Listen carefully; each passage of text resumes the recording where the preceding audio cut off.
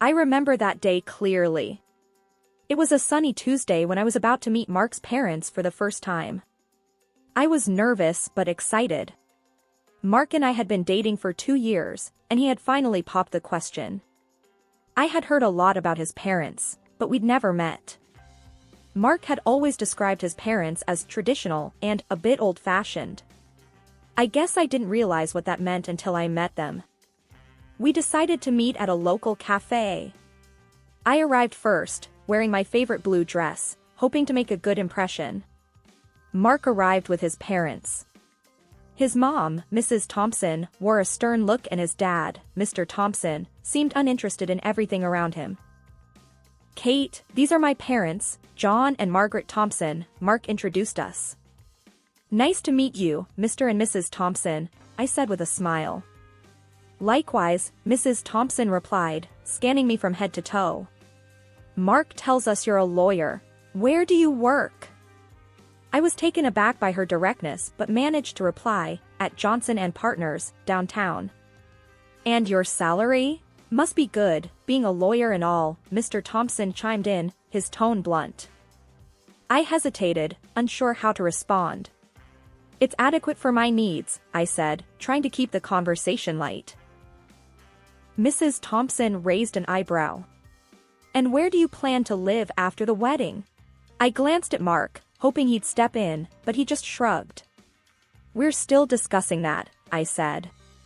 "And your parents, what do they do?" Mr. Thompson asked, his voice almost demanding. "They run a small business," I replied, growing uncomfortable with the interrogation. Mrs. Thompson snorted. "Small business, huh? Let's hope they can contribute decently to the wedding." I felt a knot in my stomach. Mark noticed my discomfort but said nothing. As we ordered, Mrs. Thompson kept making side comments about the prices, and Mr. Thompson kept nodding in agreement. The whole meeting felt more like a business transaction than a family gathering. I remember thinking, is this what my future looks like? I tried to shrug off the feeling, telling myself it was just first meeting jitters. But deep down, I knew this was a red flag I couldn't ignore. It didn't take long after that first meeting for Mark's parents to become a constant, unsettling presence in my life. Their calls would come at any hour, disrupting my daily routine. Each ring of the phone started to feel like an intrusion. One evening, just as I was about to leave my office, my phone buzzed.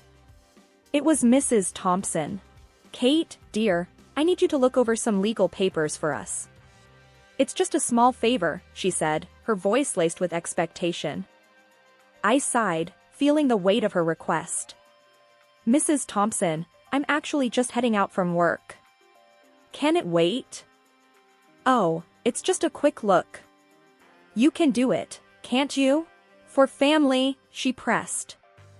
I agreed reluctantly, knowing this was becoming a pattern. The next day, Mr. Thompson called. "Kate, I need help with setting up a new TV. Mark's busy, can you swing by?" Their requests were becoming more frequent and more demanding. I tried talking to Mark about it. "Mark, your parents are calling me all the time. For legal advice, for tech support, for everything," I said, hoping he'd understand. "They're just being friendly, Kate." "They're like that with everyone," Mark replied casually, brushing off my concerns. "But it's too much.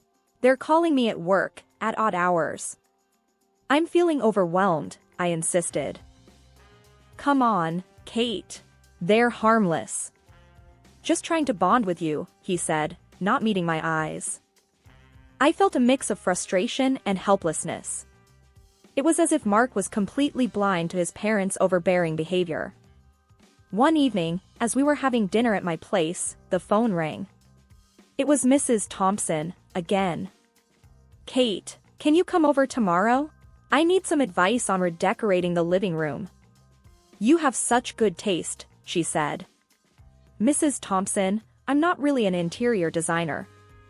I started, but she cut me off. "But you have such a lovely home. I insist." "We'll have lunch," she said, making it sound more like a command than a request. I hung up, feeling trapped. Mark just shrugged and said, "See? They really like you." But to me, it felt more like they were taking advantage of me, and Mark's indifference was only making it worse. I started to wonder if this was what my future with Mark would be like, constantly being at the beck and call of his parents, with no support from him. It was a Friday evening when Mark suggested we go out for dinner with his parents. He chose a fancy restaurant downtown, the kind where you'd think twice before checking the prices on the menu. I had a hunch it wouldn't be a casual, relaxing dinner, and boy, was I right. We arrived at the restaurant, and the Thompsons were already there, scanning the menu. Mrs. Thompson's eyes lit up when she saw the lobster and steak options. "Kate, you simply must try the lobster here. It's divine!" Mrs. Thompson exclaimed, her voice dripping with enthusiasm. I glanced at the menu and saw the price. It was more than I wanted to spend, but before I could respond, Mr. Thompson chimed in. "Mark told us you're doing well at your firm. Surely, a successful lawyer like you can afford a little splurge now and then," he said, his tone a bit too pointed.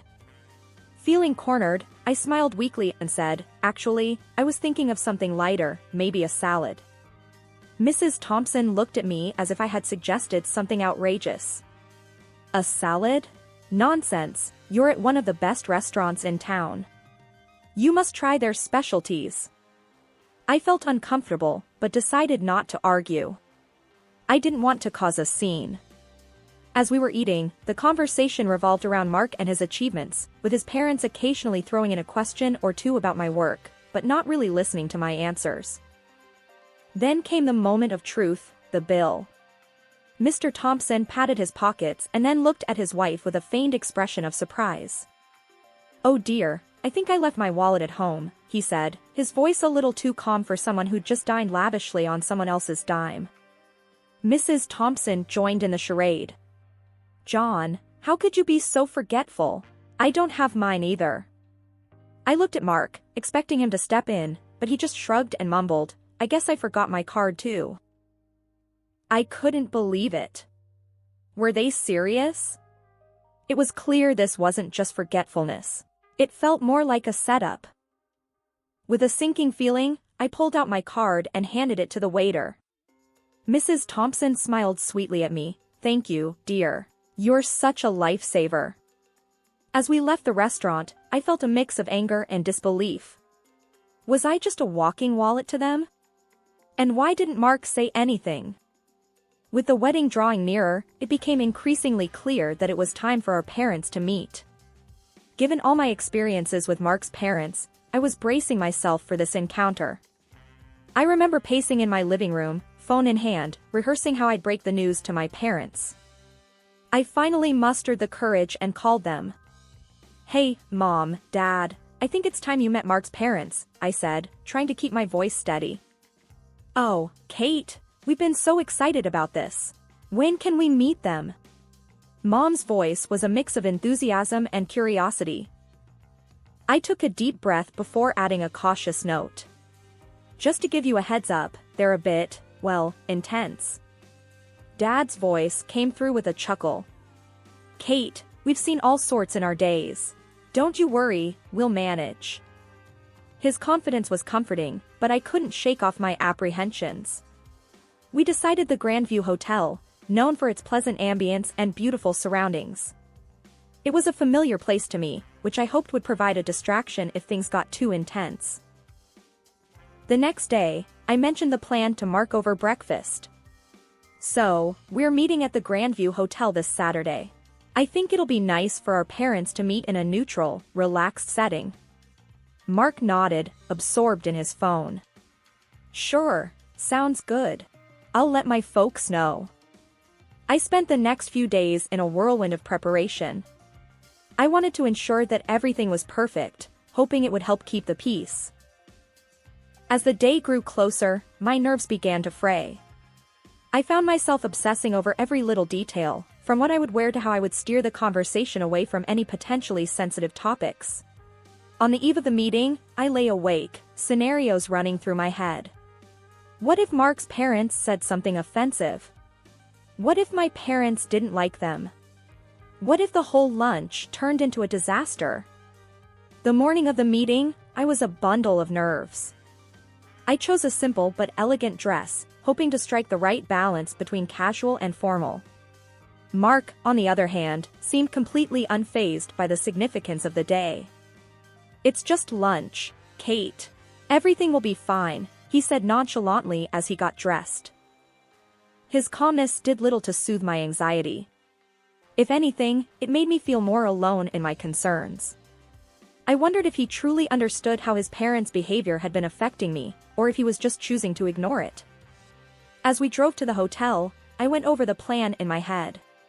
Keep the conversation light, avoid controversial topics, and try to ensure everyone gets along. Simple, right? The Grandview Hotel looked stunning as always, its elegant facade basking in the afternoon sun. As Mark and I walked into the lobby, my stomach was doing somersaults. I spotted my parents first, sitting in the lounge area. They stood up as we approached, smiles on their faces.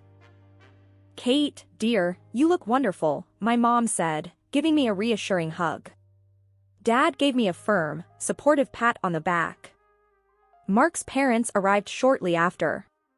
The air seemed to change as soon as they walked in. Mrs. Thompson's eyes scanned the lobby like she was assessing the value of every item. "Nice place you've chosen, Kate," Mr. Thompson commented dryly, as he shook hands with my parents. "We thought it'd be a lovely spot for everyone to get together," I replied, trying to sound cheerful. We moved to the dining area, and that's when things took an unexpected turn.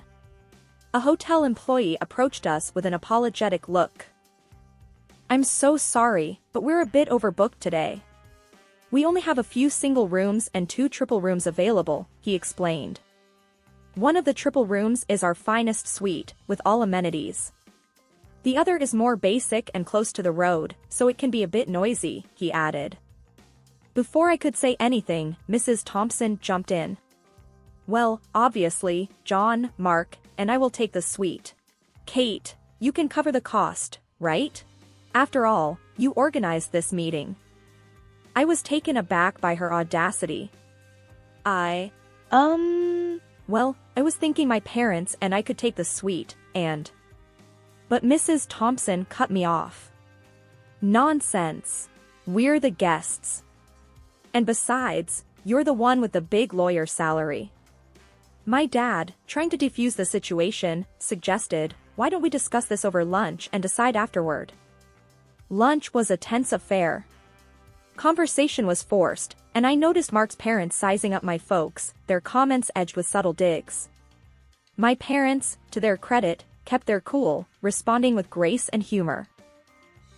As we neared the end of the meal, the room topic resurfaced. Mrs. Thompson was adamant. "We should get the suite. It's only proper. Kate can afford it." Mark, who had been quiet, finally spoke up. "Mom's right. It's important they're comfortable." I couldn't believe what I was hearing. Was he really siding with them over this? My mom, ever the peacemaker, suggested, "Why don't we let the hotel decide? They can assign rooms based on availability." But Mrs. Thompson wouldn't have it. "Kate said you have a small business. I think you're not used to luxury. The simplest room should suit you. It is just designed for people with small incomes." The tension was palpable. I felt a mix of anger and disbelief. This wasn't just about rooms, it was about respect, something Mark's parents seemed to have little of, especially for me and my family. As the tension in the hotel lobby mounted, my father, George, cleared his throat and stepped forward, commanding everyone's attention. "There's something you all should know," he said, his voice calm and assertive. Mark, his parents, and I all looked at him, curious and a bit confused. "This hotel," Dad continued, along with several others across the country, "belongs to our family business." The reaction was immediate and dramatic. Mrs. Thompson's mouth dropped open, and Mr. Thompson's eyes widened in shock. Mark turned to me, his face a mix of surprise and disbelief. "You own this hotel?" Mrs. Thompson finally managed to sputter out. "Yes, and a few more," Dad replied casually. We've always preferred to keep a low profile. The hotel employee, recognizing my father, suddenly seemed very flustered. Mr. Williams, I apologize for the inconvenience earlier. I had no idea. Dad dismissed his concerns with a wave. It's fine. But we will be taking the suite, and Mark's family can have the other room. And there's no need for Kate to pay. Suddenly, Mrs. Thompson's demeanor shifted dramatically. She became excessively flattering, her tone oozing with a newfound affection. George, Linda, what a wonderful surprise. We had no idea. You must be so proud of your accomplishments. Mark, who had been silent until now, turned to me, an eager look in his eyes. Kate, this is incredible. We should move up our wedding date, don't you think? I looked around at their changed faces, the forced smiles, the sycophantic attitudes. It was all too much, too fake. I took a deep breath, my decision clear in my mind. Actually, Mark, there won't be a wedding. I'm calling off the engagement. The words hung in the air, heavy and final. Mrs. Thompson's smile faltered, Mr. Thompson looked stunned, and Mark was speechless. I can't be a part of a family that only values people for their wealth and status, I said, my voice steady despite the turmoil inside. With those words, I turned and walked away, leaving behind the pretense, the expectations, and a future that no longer felt right for me. As I walked away from the hotel, my heart pounding and my mind racing, I heard Mark's footsteps hurrying after me. Kate, wait, please. Let's talk about this, he pleaded, his voice laced with desperation. I stopped and turned to face him, feeling a surge of determination. What is there to talk about, Mark? Your parents' behavior? Your indifference? Before Mark could reply, Mrs. Thompson stormed up to us, her face red with anger. Ungrateful girl. After all we've done for you, she spat out, her words laced with venom. I stared at her in disbelief. Done for me? You've done nothing but disrespect me and my family. Mrs. Thompson's tirade continued, her words becoming more hurtful. Stupid girl. You and your parents think you're better than us, don't you? Mark looked torn between us, his mouth opening and closing, but no words came out. It was then that my father, George, stepped in. His voice was calm but carried an authority that stopped Mrs. Thompson in her tracks. I think it's time for you to leave our hotel, he said firmly. Mrs. Thompson scoffed. We're not going anywhere. You can't make us. Dad turned to the hotel staff. Please escort Mr. and Mrs. Thompson out. They are no longer welcome here. The staff moved in, politely but firmly guiding Mark's parents away. Mrs. Thompson was still hurling insults over her shoulder as they left. Mark looked at me, a mix of confusion and regret in his eyes. Kate, I'm sorry, I didn't expect. But I cut him off. It's too late for sorry, Mark. Your silence said everything I needed to know. With those final words, I walked away from him, the sound of his mother's angry voice fading into the background. I felt a mix of sadness and relief wash over me. It hurt to end things with Mark, but I knew it was the right decision. As I drove home, the weight of the day's events began to sink in. It was the end of one chapter, but the beginning of another. A chapter where I stood up for myself and refused to settle for anything less than what I deserved. The days following the breakup were a whirlwind of emotions. I oscillated between relief, sadness, and a newfound sense of freedom. The decision to end my engagement with Mark, though painful, felt like the first step towards a future where I respected my own worth. One evening, as I sat on my porch, my mom called. Kate, how are you holding up, sweetheart? Her voice was full of concern. I took a deep breath, watching the sunset paint the sky in shades of orange and pink. I'm doing okay, Mom. It's been hard, but I feel like it was the right decision. You're stronger than you realize, Kate. And we're so proud of you, she said warmly. I smiled, feeling a wave of gratitude for my supportive family. Thanks, Mom. I don't know what I'd do without you and Dad. There was a brief pause before she spoke again. You know, sometimes the end of one thing is just the start of something new. Something better. Her words struck a chord in me. You're right, Mom. This is a chance for a new beginning. In the days that followed, I threw myself into my work and spent time with friends who had been my pillars of strength. Their support was a constant reminder that I wasn't alone. One weekend, while having lunch with my best friend, Sarah, she said, "You know, Kate, I think you did something many wouldn't have the courage to do. You stood up for yourself." I nodded, stirring my coffee. It was tough, but I realized I have to be true to myself. I can't be in a relationship where I'm not valued. Sarah smiled, raising her glass. To new beginnings and self-respect.